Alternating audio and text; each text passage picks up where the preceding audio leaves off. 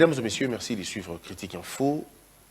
L'actualité, c'est la MONUSCO, mais aussi l'arrestation de Kabound et bien d'autres choses. D'ailleurs, on va en parler tout à l'heure dans l'actualité. Au sujet de la présence des Nations Unies au Congo, ou bien des représentations du gouvernement américain, bref, nous devons comprendre que la solution à notre problème ne viendra pas de l'extérieur. Je le dis aujourd'hui, je vais le dire demain, je le dirai encore et je le dis hier.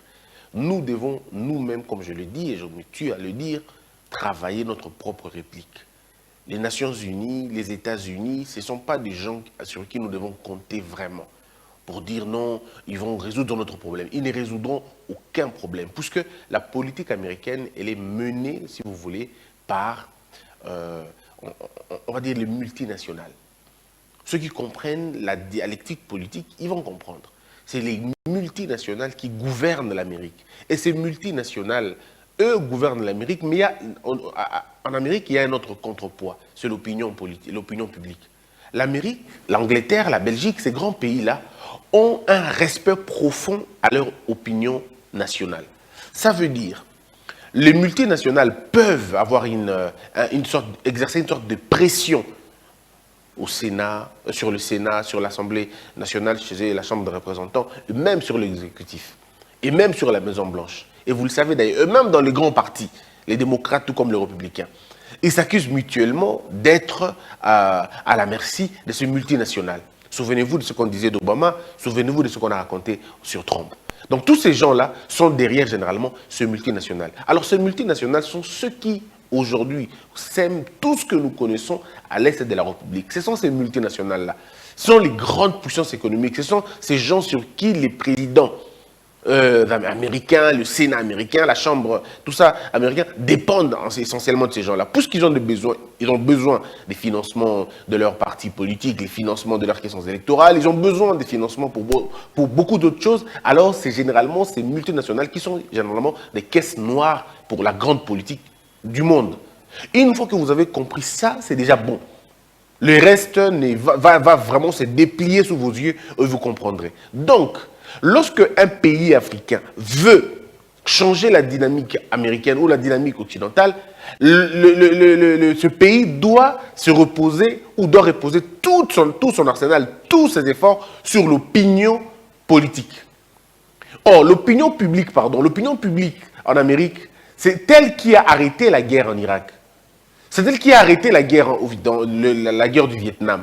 C'est elle qui a essayé d'alerter beaucoup de gens. Et vous le savez même, avec cette histoire d'Irak, vous savez avec Roosevelt et les autres, vous savez comment ça se passait. Bref, l'opinion américaine arrête parfois des grandes décisions politiques américaines. Puisque là-bas, c'est comme on dit, des pays des hommes normaux.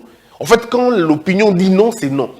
Maintenant, nous, comment nous allons faire pour inscrire notre problème ou inscrire notre problématique dans l'opinion publique, dans l'opinion politique et dans l'opinion de l'Amérique? Il faut arriver à faire prendre conscience au grand lobbying américain. Et parce qu'il faut lui dire qu'il y a des lobbying qui sont contre ce multinational. Il y en a des grands lobbying qui sont contre cette politique-là. Ils veulent, on va faire l'équilibre. Ils veulent équilibrer les choses.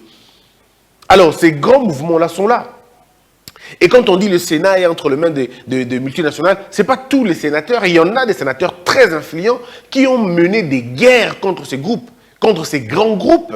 Il y en a qui se sont tirés d'affaire. Il y en a d'autres qui ont laissé le pot. Mais c'est inscrit dans la lutte américaine qu'une fois que le problème est bien défini et qu'il est porté par un plus grand nombre et porté par les visages les plus connus de l'Amérique, votre situation trouve tout de suite des solutions.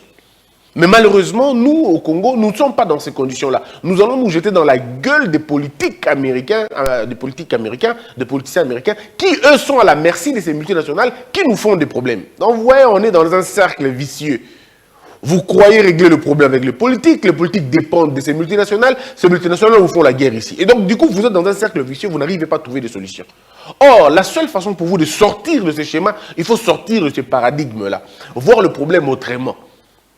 Dire comment on va exposer le problème. Puisque si 8%, je veux dire, si 60% des Américains apprennent et connaissent que tous les armes, tous les minéraux qui quittent le Congo et pour aller fabriquer des grandes usines là-bas, faire tourner le grand moteur, tout ça sont des minéraux de sang, pas que dans les grands discours, mais vraiment que le plus petit, le bas peuple, et ils n'ont pas de bas peuple, on va dire, l'opinion publique arrive à comprendre ces choses, vous avez gagné beaucoup de choses.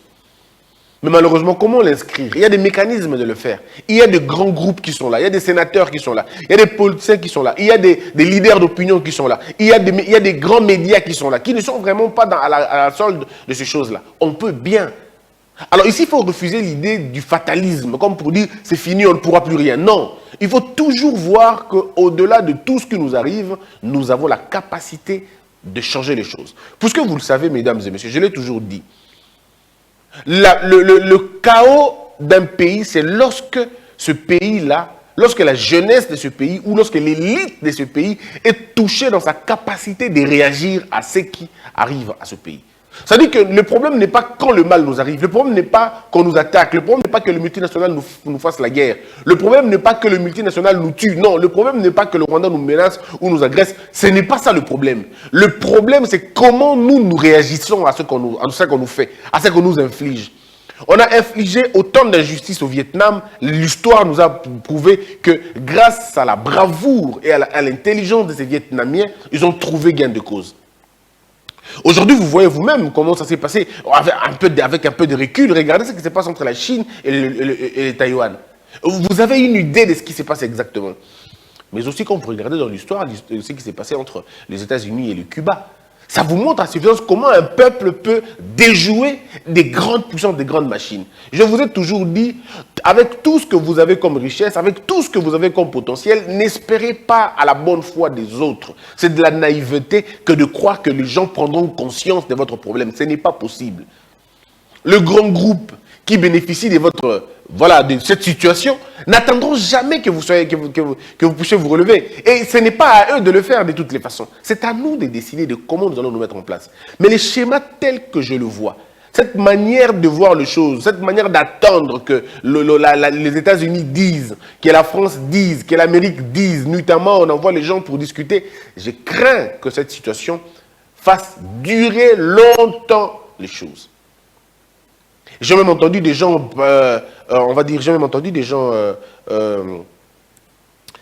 blaguer en disant que, voilà, il est venu au Congo pour Ramandès, quelque chose comme ça, il est venu au Congo pour dire pas d'élection, pas de glissement, pas de tout. Mais à un moment donné, on blague.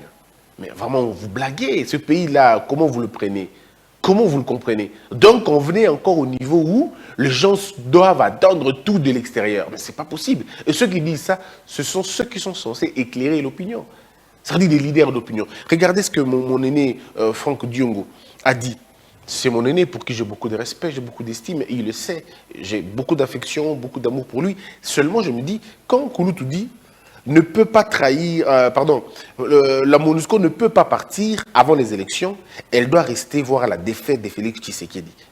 Est-ce que vous trouvez ça vraiment, est-ce que vous trouvez ça, voilà, c'est un aîné, c'est un grand frère, je ne voudrais pas aller dans des termes assez choquants, mais est-ce que ça a toute sa place?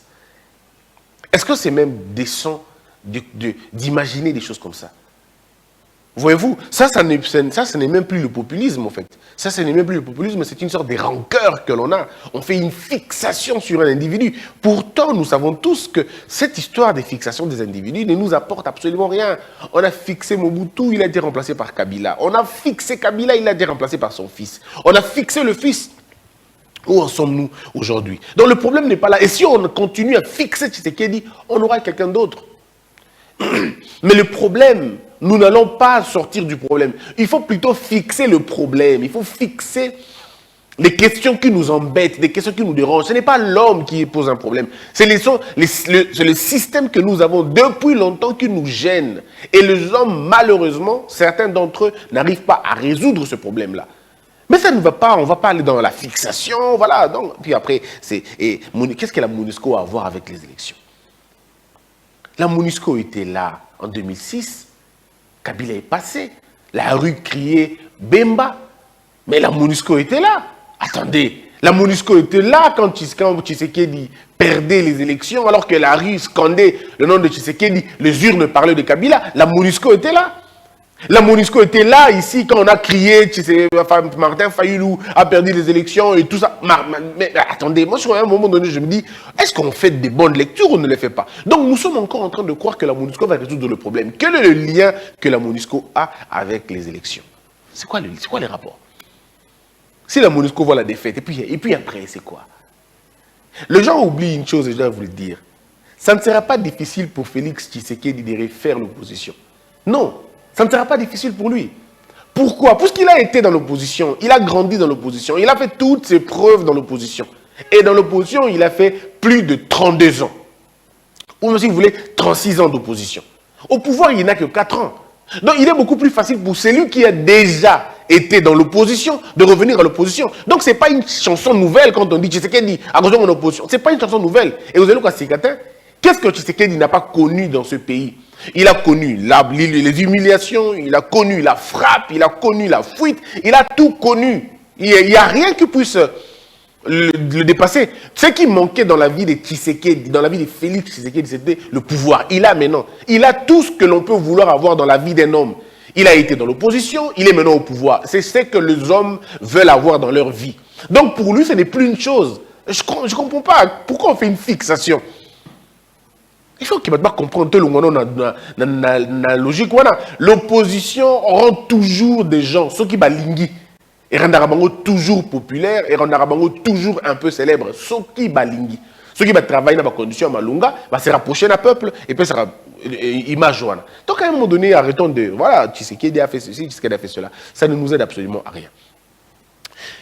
Et les dossiers maintenant, le dossier Kabound, il faut le dire une chose. Moi, je n'ai pas tous les éléments du dossier. Je n'ai pas tous les éléments du dossier. Mais ce que je refuse, c'est que l'on arrive à faire, on va dire, le mélange. J'ai l'impression que l'on mélange beaucoup de choses. Dans ce pays, nous devons arriver à définir c'est quoi une arrestation et c'est quoi une détention. J'ai entendu quelqu'un dire, et puis sans rire, hein, non, Kabound va placer dans la résidence surveillée, il y a un taboui à Dima qui est Makala. Mais à un moment donné, il faut arrêter de prendre les gens pour des petits enfants. Le choix d'une résidence surveillée ou de la prison ne dépend pas de l'inculpé. Ça dépend du ministère public. Ça dépend des juges. Ça dépend des autorités judiciaires. C'est à eux et à eux seuls que revient la décision de placer quelqu'un et de définir les conditions de placement dans mandat, placer sous mandat. Ce qui l'autorité judiciaire bandimi kocha moto na résidence surveillée moto na yuko boya te ko ba ote ngala lingita na qui est na prison, c'est impossible. Arrêtez le populisme, ça ne vous sert absolument à rien. Ce qui se passe avec M. Kabound, ça se passe dans tous les pays du monde. Lorsque vous êtes invité au niveau du parquet, c'est au parquet d'estimer, de juger l'opportunité de vous placer sous mandat d'arrêt provisoire ou l'opportunité de vous laisser en liberté afin que vous puissiez revenir vous présenter de temps en temps ou de vous placer en détention préventive. Ça, c'est ce que dit la loi. Et c'est ce que dit le bon sens. Moutounio son mokilio atangatamu moke à vous comprendre. Et zalaka ultime conviction et parquet. Le parquet décide souverainement que monsieur, on va le placer dans le mandat d'arrêt, on va le placer dans la détention préventive. Topé Toroti Kaye, Azonganda Kunaye, Meayaka. Topé Toroti a une résidence surveillée. Et la résidence surveillée n'est pas la maison de l'inculpé. Non. La résidence surveillée, c'est là où le parquet décide à Tchayo. Le parquet peut décider que tu as un hôtel, il va résidence surveillée. Le parquet peut décider que tu as une place Moroboé à Sepeli et il a une place, endroit où il y a Lingi à Tchayokuna.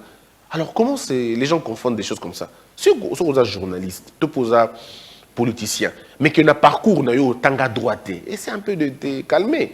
Pose la question aux juristes pour dire mais comment ça se passe. Ça va être bien. Mais malheureusement, au Congo, les gens veulent mettre un point de vue dans le dossier. On a maîtrisé. La procédure, parce que les gens veulent parler de la procédure. Parlons de la procédure. Je n'ai pas tous les éléments de la procédure. Voilà pourquoi je ne sais pas me prononcer. Je voudrais parler d'un principe, mais sur la procédure, je n'ai pas tous les éléments. Mais il se rapporte que le bureau de l'Assemblée nationale, parce qu'il y a deux choses. Il y a la procédure des flagrances, Encore une procédure qui est définie par l'organe poursuivant, mais aussi, je ne sais pas que l'organe poursuivant définit ça comme il veut. La loi le dit, la loi définit c'est quoi une flagrance. C'est une infraction qui se commet ou qui est en train de se commettre et poursuivie par la clameur publique. Lorsqu'il y a une clameur, il y a flagrance. Ça veut dire que, tant que nous avons du moment où je commets l'infraction, il y a flagrance en ce moment-là. Mais maintenant, ce qui va moment ou bien na kimi la flagrance elle est encore là. Et on va me juger selon la flagrance. Mais maintenant, nous sommes dans une situation où quelqu'un qui a proféré des choses, il a dit des choses, on l'invite qu'il vienne à parquet. 2 fois, je pense. La première fois qu'il y a eu, la deuxième fois qu'il y a eu, la troisième fois, on va décider, on va placer sous mandat. Mais revenons à la procédure au niveau de l'Assemblée nationale. Parce que les gens parlent des immunités par-ci, des immunités par-là. Je le dis, je vais vraiment m'apaiser sur la question quand j'aurai tous les éléments. Tout ce que je sais, le bureau de l'Assemblée nationale a demandé à M. Kabound de venir présenter des moyens de défense. M. Kabound a dit non, parce que procédure de justice et s'il a noté. La question est de savoir en quoi est-ce qu'il y a une compatibilité entre une démarche de l'Assemblée nationale et une démarche du parquet. C'est 2 organes totalement différents et 2 procédures totalement différentes. Alors je ne comprends pas comment on va dire je ne viens pas présenter mes moyens de défense à l'Assemblée nationale puisque je suis invité dans le parquet. Ça n'a aucun sens. Maintenant, il faut voir, est-ce qu'il y a un lien Nabilo Kouana? Et c'est là que les grandes intelligences devraient finalement nous dire. Mais ici, clairement, quand on regarde la chose dans manière simple, on se rend compte qu'il n'y a pas de lien. Je suis invité dans le parquet pour une affaire, par exemple, il y a un journaliste. Le journaliste a foutu dans parquet. Est-ce que ceux qui INPC Benginga n'a aucun été? Je veux dire à l'UNPC, non, l'UNPC n'a pas été parce qu'il y a un parquet. Non, sauf ceux qui ont le même jour. Je veux dire à l'UNPC, non, on a appelé, na organe, na média, na parquet, na comme parquet, sur la parquet, n'a pas pour répondre. Puisque c'est 2 organes différents. Alors expliquez-moi, moi je ne comprends pas comment les gens fonctionnent. À partir de quel moment ça commence à devenir une incompatibilité? Et les gens disent non, il y a violation de procédure par-ci, par-là, les immunités ne sont pas levées, les immunités sont levées. La question de la levée des immunités, qu'est-ce que vous entendez par lever des immunités? Il faut que monsieur soit sur place au cours d'une plénière et lever mes immunités.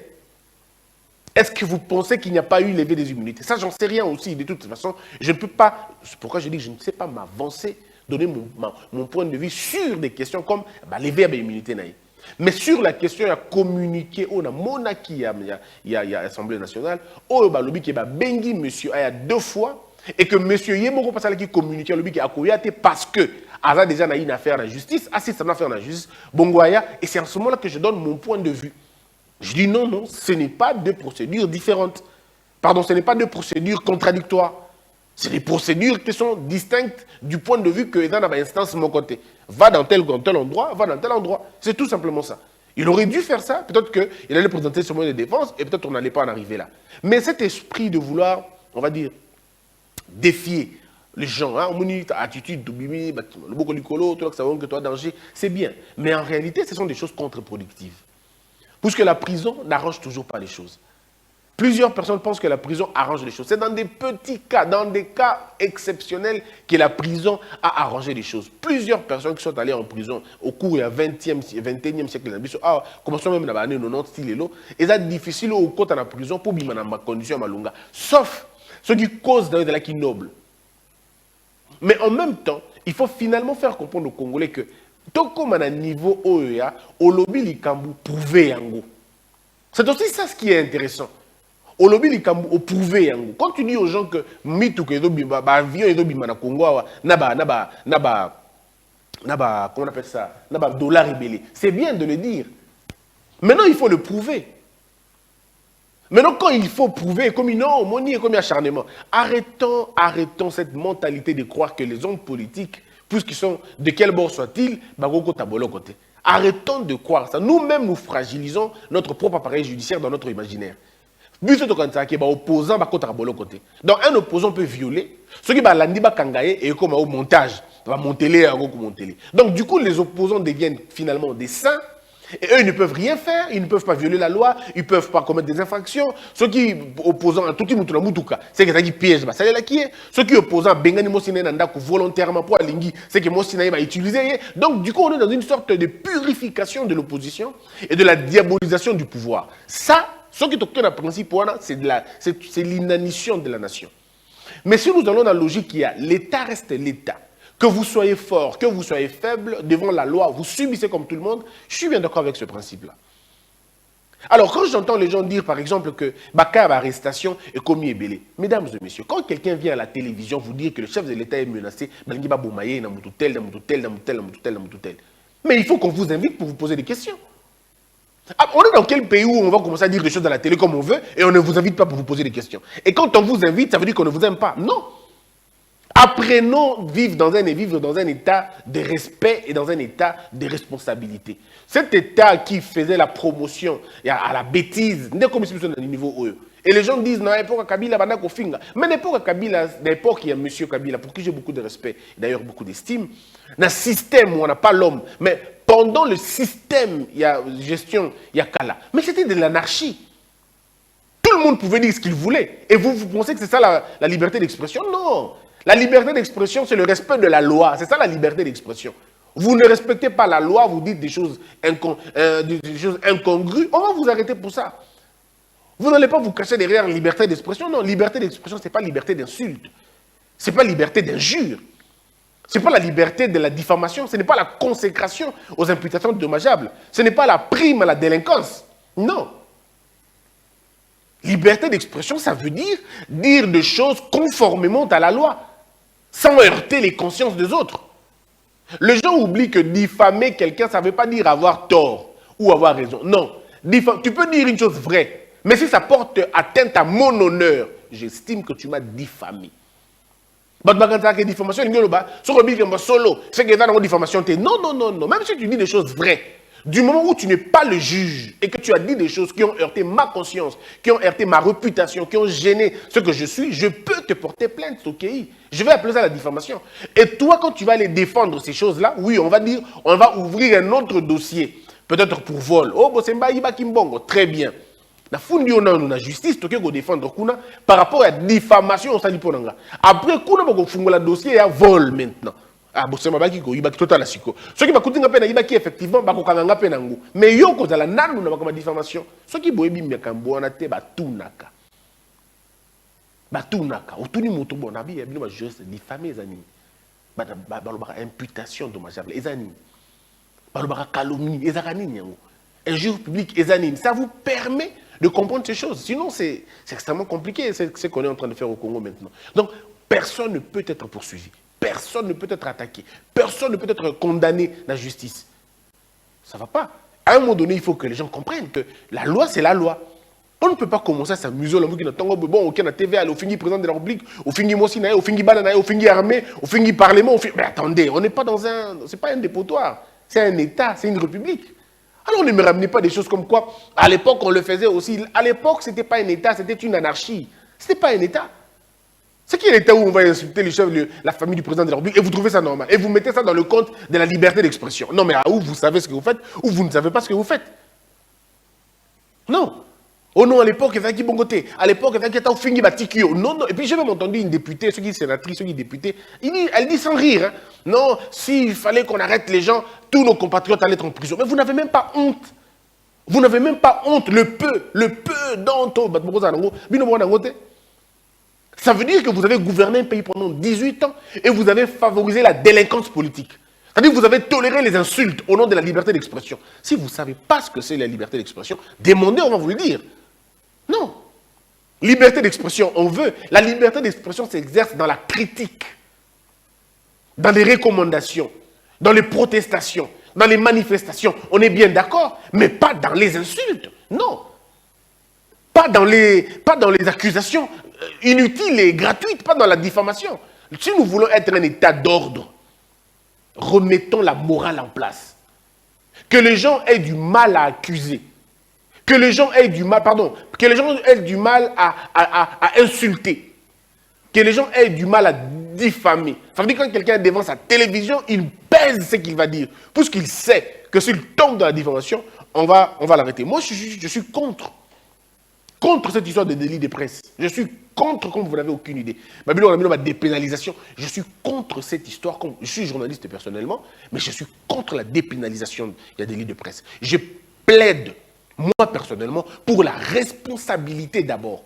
Le préalable, c'est la responsabilité. Il faut que le média soit responsable. Vous n'allez pas faire passer des gens à la télévision qui se permettent d'insulter littéralement les gens sans les recadrer. Vous n'allez pas permettre aux gens de raconter ce qu'ils veulent raconter à la télévision parce que vous êtes un média et vous dites on est dans une liberté. Non, non, non. Il faut un monde. C'est vrai que nous tous, nous connaissons ce même problème. Nous tous, à l'exception de personne, nous tous, nous avons au moins une fois dans notre parcours laissé quelqu'un dire des choses qu'il ne fallait pas. Nous tous, moi y compris.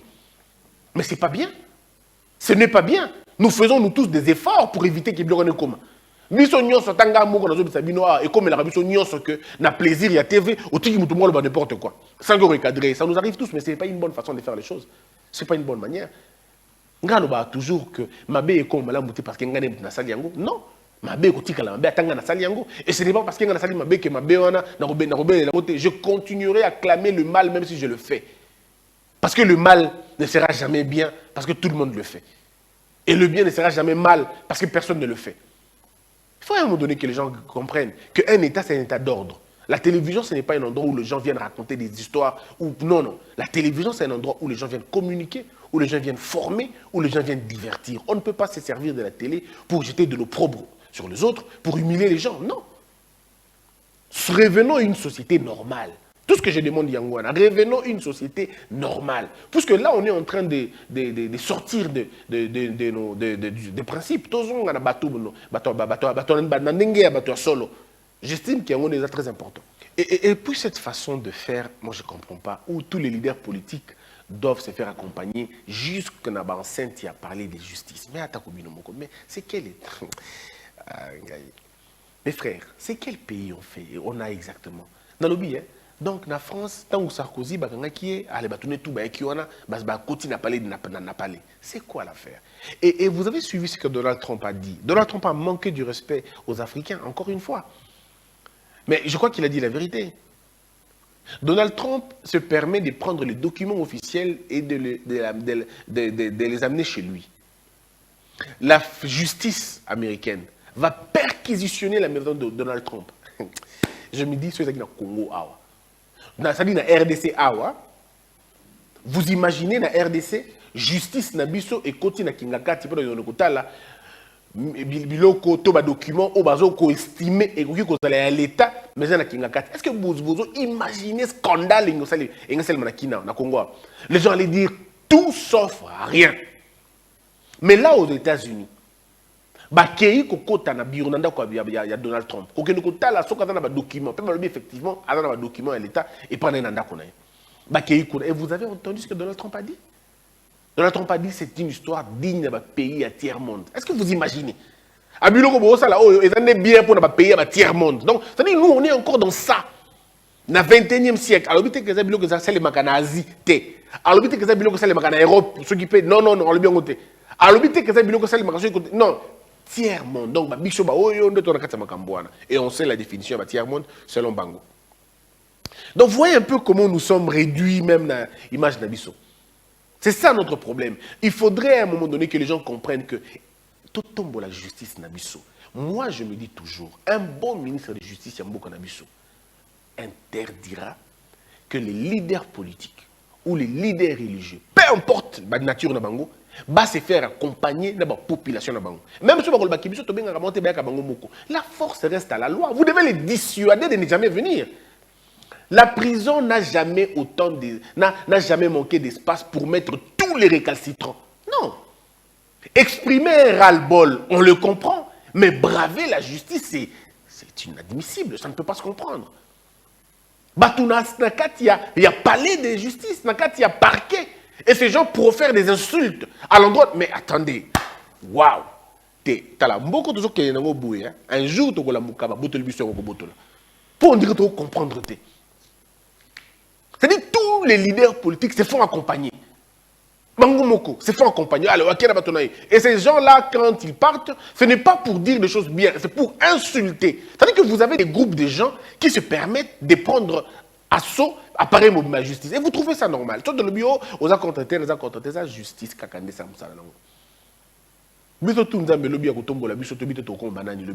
ça arrivera toujours. Mais les jours où on va être invité de la justice, on ne va pas inciter les gens. Venez, non.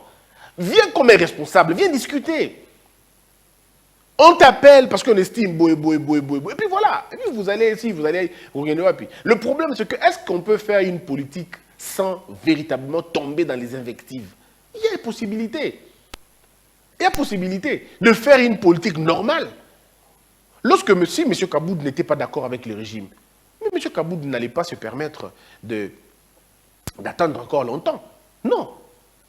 Au moment où les choses se commettaient, il aurait dû déjà dénoncer. Tu détiens les informations capitales qui est avion qui est avion. Mais fais une déclaration, même à pli fermé. Ou fais une déclaration, même en tant qu'anonyme. C'est la déclaration. Mais ça va partir, membre va partir, va déclarer, IGF a tika poste na pour lui pour tout funda. Et il y avait une commission, tu aurais eu ma commission encore le qui est million de bimaka. Parce que les informations sont millions. Autrement 10%, 20%, on a dans le calme. Non. Il faut à un moment donné éviter cette politique. Il y a un modèle. Moi, je suis fatigué un peu de ces choses. Après, il y a aussi l'information selon laquelle la Ligue des jeunes de l'UDPS qui met en garde les politiciens du Haut-Katanga qui montent Kuba contre Guilain Nyembo. Il y a Kinshasa, des magasins indo-pakistanais qui refusent de consommer le nouveau billet de 10 000 francs CFA. C'est la faute au gouverneur de la Banque centrale. La faute, c'est à la Banque centrale elle-même. Vous ne communiquez pas, vous n'avez aucune politique de communication, c'est lamentable. Vous n'injectez jamais un billet avec avec une nouvelle signature quand on sait que l'ancien billet est encore sur le marché et sans communiquer. Cette procédure, il y a qu'on injecté un nouveau billet, une signature, il y a Sika. Et ça, les maranangos partout à travers le monde. Ce n'est pas une chose nouvelle. Mais on prend le soin d'informer à la population. On prend le soin de dire à la population de faire des campagnes de sensibilisation qui prennent au plus ou moins 1 à 2 mois. Bato bata préparer, bato ba yebi, bato ba comprendre qu'effectivement, billet moko et au profit à billet mosusu. Puisque la banque a un mécanisme. C'est quoi le mécanisme de la banque généralement? Je ne dis pas dans des termes pratiques, dans des termes techniques. La banque, quand elle veut injecter de nouveaux billets, elle prendra toujours soin de récupérer l'ancien billet où il y a un problème. Alors, il y a un mécanisme pour que l'ancien billet comme il est, et va injecter l'équivalent de billet brûlé dans la circulation avec de nouvelles signatures. Mais quand maintenant on ne le fait pas, ce n'est toujours pas un très grand péché. Mais on peut toujours communiquer pour avertir le peuple. Puisqu'il se peut que le mécanisme soit lent. On peut dire au peuple, voici qu'on a injecté un nouveau billet avec de nouvelles mentions, mais que l'ancien billet continue à être consommé et continue à garder sa même valeur, mais elle sera récupérée après. Comme ça, dans le mécanisme à banque, le mécanisme propre à banque, à combien de billet on a à Kala et de billet à Sika, et quand on a toute légitimité. Mais maintenant, là, vous avez un problème. Le peuple se retrouve bloqué devant Indo-Pakistanais. Et là, c'est un problème à 2 niveaux. Toutes les grandes activités sont en train des Indo-Pakistanais. Il faut qu'ils bloquent la ville et ressent le blocage. Puisque vous avez tout donné à ces gens-là. Ils font tout. C'est eux qui regentent finalement la vie économique de votre pays. Donc, on a un problème sérieux. Ça vous coûte quoi de communiquer? Moi, en tant que média, je n'ai même pas été invité. Si j'avais été invité, on allait parler de cette question sans problème. Parfois même sans argent. Si seulement on avait été invité pour dire non, monsieur de Congo Buzz, vous êtes un média, venez, voici la communication. On pouvait le passer sans problème, sans demander un seul franc. Mais vous ne le faites pas. Et on se trouve aujourd'hui dans un problème. Et dans tout ça, le nom de quelqu'un va être cité, ce ne sera pas le nom du gouverneur, ce sera le nom de Tshisekedi. Alors, comment voulez-vous? Parce qu'aujourd'hui, c'est ça, la facilité, c'est tout remettre sur le compte de Tshisekedi, tout. Même des choses qui ne lui concernent pas. C'est toujours lui qui va payer ça. Alors, dites-nous un peu. Même si c'est des choses aussi simples comme ça, quand les gens n'arrivent pas à le faire, c'est assez compliqué. Mais il n'est pas trop tard. Il n'est pas trop tard. Reprenez. Peut-être parce qu'on a parlé du Congo Buzz, vous allez dire que le Congo Buzz cherche le marché. Mais il y a beaucoup de la politique. Il y a beaucoup de médias qui sont là, qui sont aussi bien. Il y a Top Congo. Utilisez ces médias-là. Ne serait-ce que pour communiquer, pour dire aux gens que c'est bon, c'est normal, les coraux en mais là pour se dire, faites-le, récupérez la situation. Ouf, la gestion de la communication au Congo est un vrai problème. Je termine avec la question de syndicalistes de la GECAMINE qui demandent à l'IGF de rappeler l'ordre à ses inspecteurs qui bloquent notamment les paiements du personnel. Cette question avait été résolue par l'IGF. Et nous savons tous comment ça se passe. Les gens veulent un peu plus de liberté, les gens veulent un peu plus d'ouverture pour toucher là où ils veulent toucher. Mais l'IGF est là pour contrôler les finances publiques. Vous voulez payer les personnels, c'est bien, mais il faut que ça soit des personnels réels. Il ne faut pas que ce soit des personnels fictifs. Lorsque l'IGF demande de regarder le nom des gens et procéder au contrôle physique, en quoi c'est bloqué la paye? Vous dites que vous avez 10 000 personnes. L'IGF dit, ok, regardons les 10 000 personnes. Quand l'IGF vérifie, il se rend compte que vous n'avez pas 10 000 personnes, vous avez 6 000 personnes. Alors, donc, vous auriez voulu que l'IGF laisse l'argent des 4 000 personnes être volatilisé comme ça? Non. Le problème de l'IGF, ce n'est pas la tête des entreprises. Le problème de l'IGF, c'est l'ordre dans les entreprises et l'ordre et dans le décaissement et dans l'affectation. C'est tout ce que l'IGF fait. L'IGF ne suit que là où l'argent de l'État se trouve. Dans vos affaires privées, dans vos fermes, dans vos boutiques, l'IGF ne vient pas là-bas. L'IGF vient là où c'est public, là où c'est l'argent du trésor. C'est là où l'IGF vient. Et l'IGF n'a jamais demandé à un agent public ou à un mandataire de prendre telle ou telle autre décision.